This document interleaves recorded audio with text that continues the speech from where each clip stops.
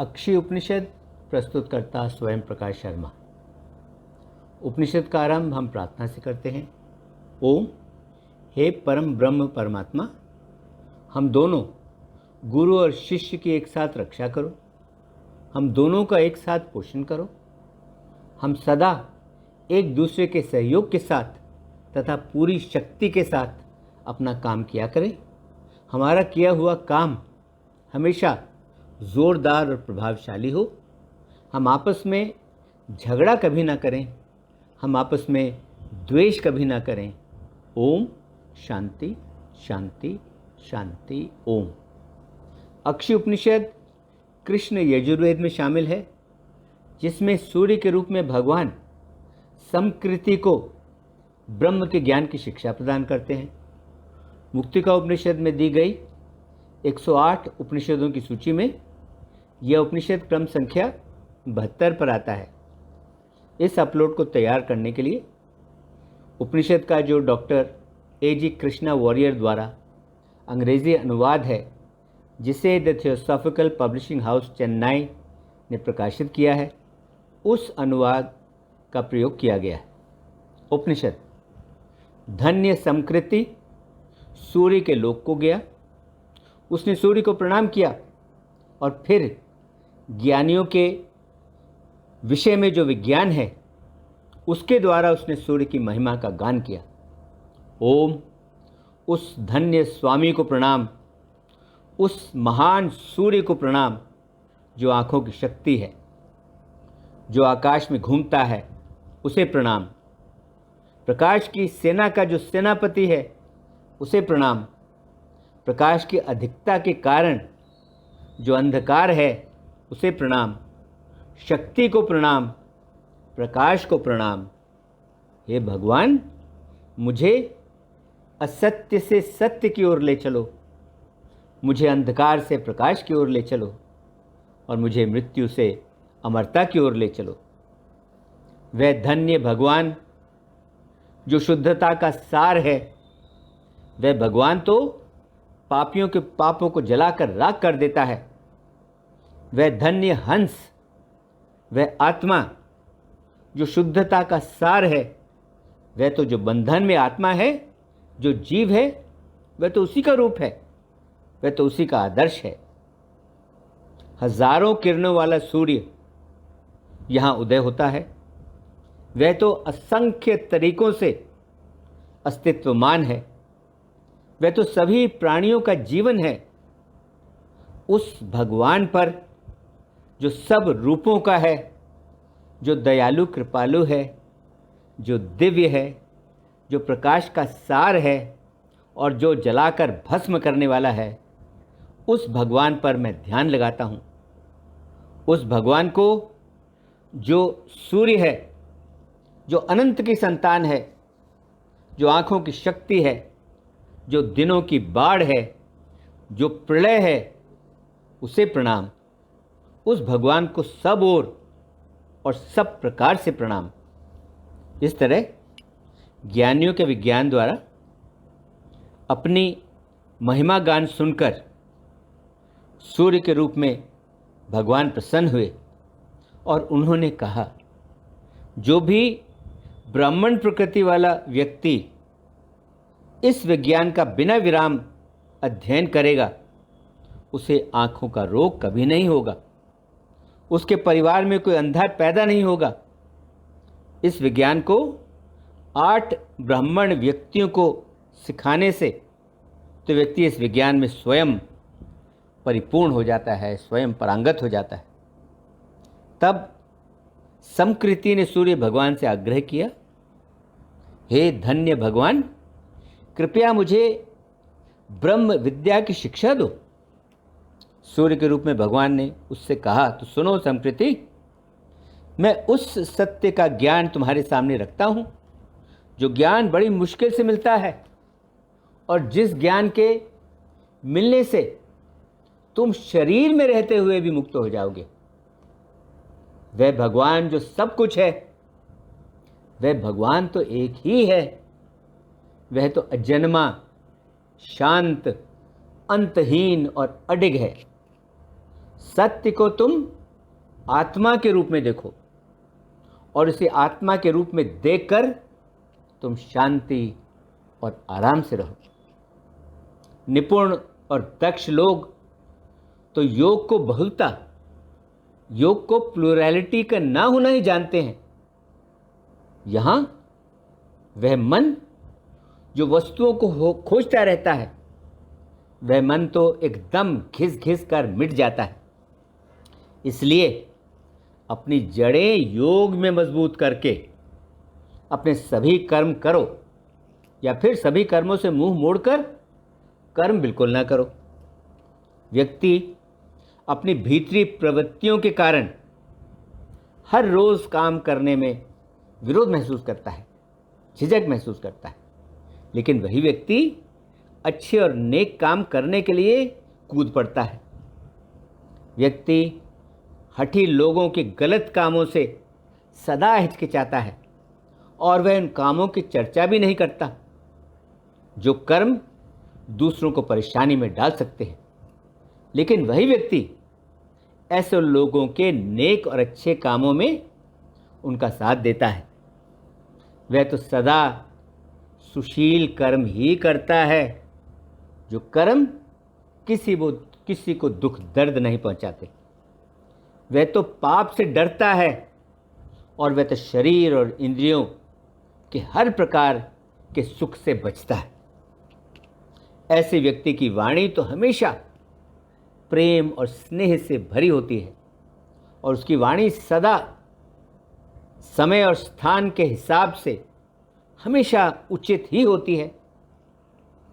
उचित विचार, उचित कर्म तथा उचित वाणी द्वारा व्यक्ति गुणवान लोगों की सेवा करने में लगा रहे।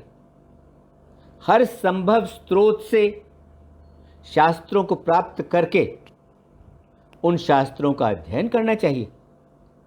तब व्यक्ति योग की पहली अवस्था प्राप्त करता है।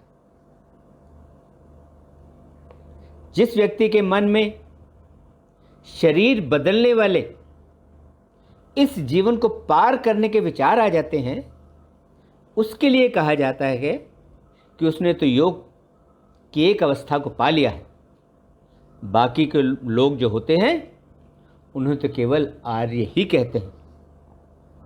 जब साधक योग की दूसरी अवस्था, जिसे विचार कहते हैं, उस अवस्था पर पहुंच जाता है, तब वह उन ज्ञानियों के पास जाता है जो ज्ञानी श्रुति और स्मृति पर अपनी गंभीर व्याख्या के लिए, अपने अच्छे आचरण के लिए, अपनी स्थिर एकाग्रता के लिए और अपनी गतिविधियों, अपने कर्मों के लिए जाने माने जाते हैं।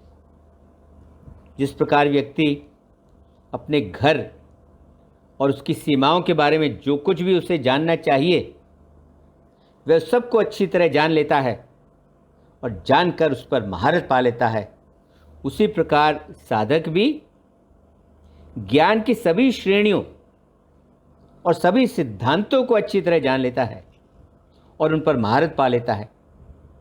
वह इन विषयों के संबंध में अच्छी तरह जान लेता है कि उसे क्या क्या करना चाहिए और उसे क्या क्या करना मना है, उसे क्या क्या नहीं करना चाहिए, क्या क्या करने से बचना चाहिए।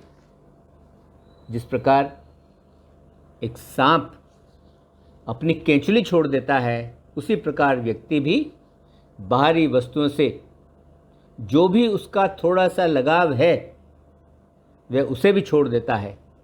जब वह लगाव घमंड, दंभ, बर्दाश्त न करना, इंटॉलरेंस, लालच और भ्रम से और बढ़ जाता है। जो मन शास्त्रों के प्रति, आचार्य के प्रति तथा अच्छी लोगों की संगति के प्रति, इन सब के प्रति पूरी तरह समर्पण के कारण अनुशासित किया हुआ है, तब साधक अपने उस मन से गुप्त सिद्धांतों समेत ज्ञान के पूरे भंडार पर अच्छी तरह महारत पा लेता है। उसे वह अच्छी तरह जान और समझ लेता है।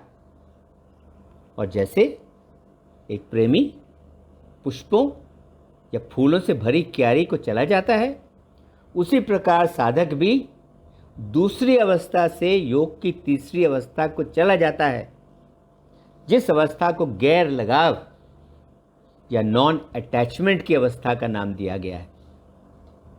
अपने स्थिर मन को साधक शास्त्रों के सच्चे ज्ञान पर लगाता है और आध्यात्मिक ग्रंथों के उन मंत्रों के उच्चारण में वह व्यस्त रहता है जो मंत्र तपस्वियों के आश्रमों के लिए उचित हैं।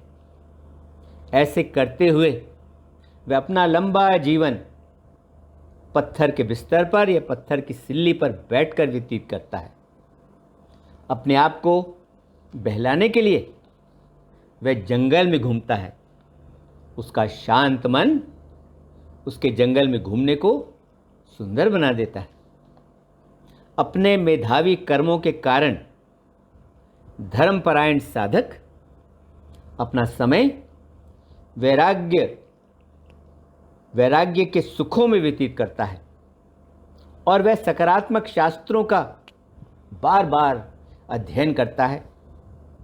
सच्चाई का जो भी बोध है, उस सच्चाई का बोध तो व्यक्ति को नियमित समय में ही साफ होता है। प्रबुद्ध व्यक्ति तीसरी अवस्था में पहुंचकर स्वयं अपने आप ही इसे अनुभव करता है। गैर लगाव या नॉन अटैचमेंट दो प्रकार का होता है। उनका भेद अच्छी तरह समझो। एक तो आम गैर लगाव होता है और दूसरा बेहतर या सुपीरियर आम लगाव होता है। जो तो आम लगाव होता है वह तो वस्तुओं के साथ संपर्क न रखना है। यह इस बात के बोध पर आधारित है कि ना तो मैं एजेंट हूं, ना ही मैं भोगने वाला या एंजॉयर हूं, ना ही मैं मना करने वाला हूं और ना ही मैं मना किया गया हूं। जो कुछ भी है, चाहे वह सुख है या वह दुख दर्द है, वह सब कुछ तो हमारे पूर्व कर्मों से ही निर्मित है। वह सब कुछ तो हमारे पूर्व कर्मों के कारण ही है, या फिर वह सब कुछ तो भगवान के कारण है। वह सब कुछ तो भगवान के नियंत्रण में है। मैं स्वयं तो इस विषय में कुछ भी करता नहीं। भोग, आनंद या गैर भोग और गैर आनंद, ये सब तो भयावह रोग हैं। जो भी संपर्क होते हैं, वे सभी संपर्क तो केवल बिछड़ने को बढ़ावा ही देते हैं, और कष्ट तो कुछ नहीं है। कष्ट तो हमारे मन की सोच के ही रोग हैं। कष्ट तो हमारे विचारों के ही रोग हैं। समय तो लगातार सभी वस्तुओं को तराशता रहता है। समय लगातार उन्हें बनाता रहता है, उन्हें आकार देता रहता है। यह उस साधक का आम गैर लगाव है जिस साधक ने मुख्य ग्रंथों के इस सत्य को पकड़ लिया है कि हमें तो सभी वस्तुओं के विपरीत होना चाहिए, हमें तो सभी वस्तुओं से बचकर रहना चाहिए, और किसी भी वस्तु के बारे में हमें अपने मन में कभी सोचना नहीं चाहिए। जो तो उदार साधक होते हैं, उन साधक के मामले में यह है कि वे योग की अवस्थाओं के इस क्रम को विकसित करके बेहतर या सुपीरियर लगाव से इस कड़ी में दखल देकर इसे तोड़ देते हैं। बेहतर गैर लगाव की अवस्था को तो खामोशी, विश्राम तथा निष्क्रियता कहते हैं। उन्हें तो इस सत्य का प्रकाश हो जाता है कि मैं तो कोई एजेंट नहीं हूँ, एजेंट तो स्वयं भगवान है, यह एजेंट तो मेरे पूर्व कर्म हैं। और इस सत्य का प्रकाश होने से दोनों वाणी तथा उसके मतलब, इन दोनों को दूर फेंक दिया जाता है। योग की पहली अवस्था तो मधुर होती है, और वह मधुर इसलिए होती है क्योंकि उस अवस्था के साथ व्यक्ति को संतुष्टि और खुशी आती है, और इस अवस्था से साधक ने अवस्थाओं के क्रम में पहला कदम रख दिया है। उसने अपनी मुक्ति की यात्रा शुरू कर दी है। पहली अवस्था तो एक अमृत अंकुर है, वह तो भीतरी अंदरूनी साफ की हुई अवस्था है। बाकी सभी अवस्थाओं की यह जन्म स्थली है। यहीं से व्यक्ति दूसरी व तीसरी अवस्थाओं को प्राप्त करता है। इन तीनों अवस्थाओं में जो सर्वव्यापी तीसरी अवस्था है वह तो सबसे बेहतर और श्रेष्ठतर है। इस अवस्था में साधक कल्पना करने की अपनी सभी प्रकृति को, और इसलिए अपनी फंसने की या बंधन में पड़ने की प्रकृति को वह पार कर चुका है। तीन अवस्थाओं के अभ्यास के कारण अज्ञानता के कम हो जाने से जो साधक चौथी अवस्था तक पहुंच जाते हैं वे तो सभी वस्तुओं को एक ही नज़र से देखते हैं। जब अद्वैतता या नॉन ड्युअलिटी पक्की तरह स्थापित हो जाती है और द्वैतता घुल जाती है, जब द्वैतता नष्ट या समाप्त हो जाती है, तब वे लोग जो चौथी अवस्था तक पहुंच जाते हैं वे लोग घटनाओं वाले इस जगत को स्वप्न के रूप में देखते हैं। पहली तीन अवस्थाओं को जागने की अवस्था कहते हैं और चौथी अवस्था को स्वप्न की अवस्था कहते हैं। और यहाँ व्यक्ति का जो मन है वह मन तो पतझड़ के मौसम में जैसे बादलों के टुकड़े आसमान में घुल जाते हैं, उसी तरह उसका मन भी इस अवस्था में घुल जाता है। जो व्यक्ति पांचवी अवस्था तक पहुंच जाता है वह बच तो जाता है, लेकिन वह तो सिर्फ रिक्त नग्न बैर जीव की भांति होता है। इस अवस्था में मन तो घुल जाता है और मन के घुल जाने के कारण जगत अपने आप को अपनी विविधता से उस व्यक्ति के सामने प्रस्तुत नहीं कर पाता।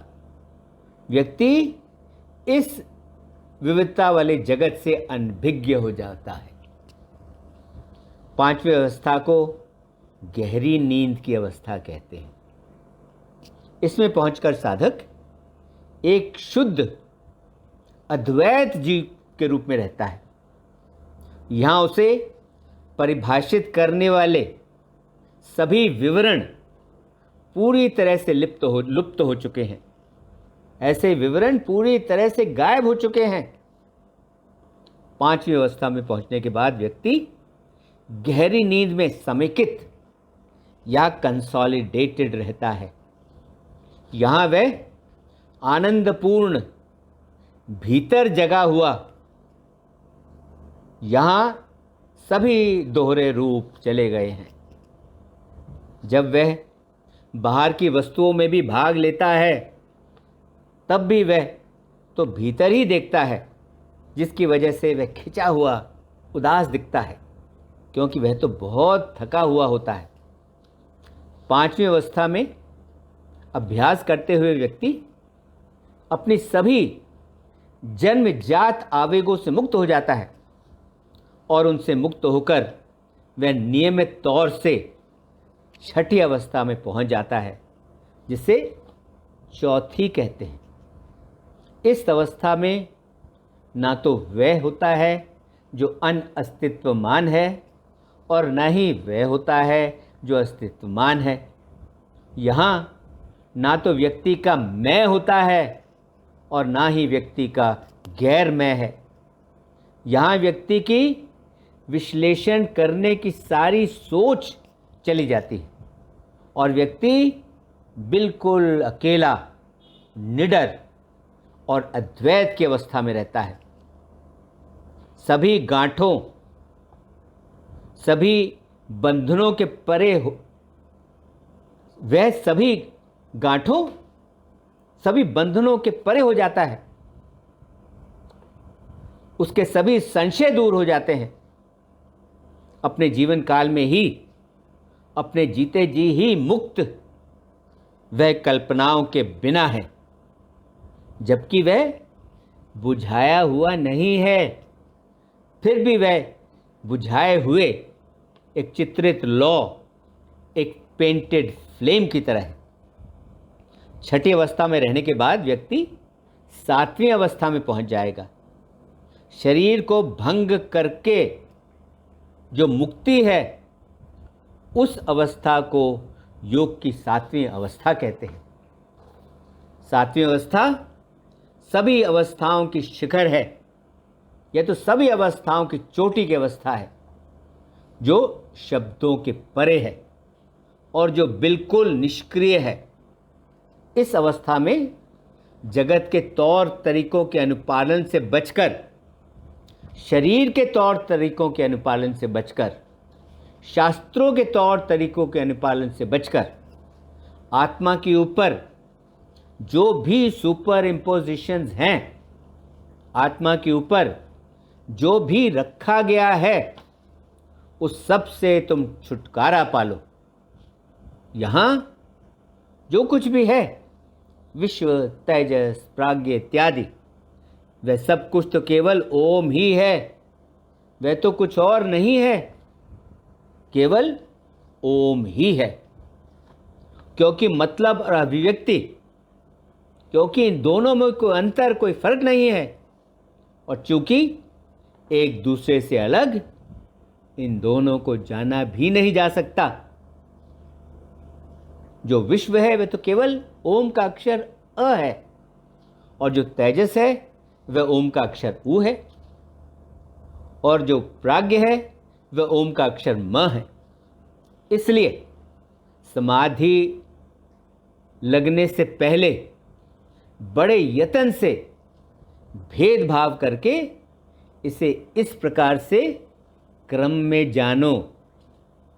जो कुछ भी ठोस है और जो कुछ भी सूक्ष्म है, उस सब को आध्यात्मिक आत्मा में इस नियत क्रम में विलीन कर देना चाहिए, और फिर आध्यात्मिक आत्मा को इस बोध, इस एहसास के साथ विलीन कर देना चाहिए कि मैं तो स्वयं वह ओम वासुदेव हूँ, जो सदा शुद्ध है, जो जागा हुआ है, जो मुक्त है, जो अस्तित्वमान है, जो अद्वैत है, जो घना है और जो परम आनंद है। क्योंकि यह जो सारा वस्तुनिष्ठ विश्व है, यह जो सारा फिनोमेना वाला वर्ल्ड है, वह विश्व तो शुरू में दुख दर्द है, वह विश्व तो मध्य में दुख दर्द है, और वह विश्व तो अंत में भी दुख दर्द है। इसलिए हे पाप रहित समकृति, सब कुछ त्याग कर तुम तो सत्य के लिए पूरी तरह समर्पित हो जाओ। तुम तो यह सोचो कि मैं तो स्वयं ब्रह्म हूँ, मैं तो ठोस बुद्धि और आनंद हूँ, मैं सभी अशुद्धियों से मुक्त हूँ, मैं तो मन और शब्दों दोनों से ऊपर उठा हुआ हूँ, मैं तो अज्ञानता के अंधकार से परे हूँ, मैं तो सभी दिखने वाले आकारों से भी परे हूँ। यही गुप्त सिद्धांत है। हाँ, यही गुप्त सिद्धांत है। इसके साथ ही अक्षय उपनिषद संपन्न हुआ। ओम शांति शांति शांति। ओम।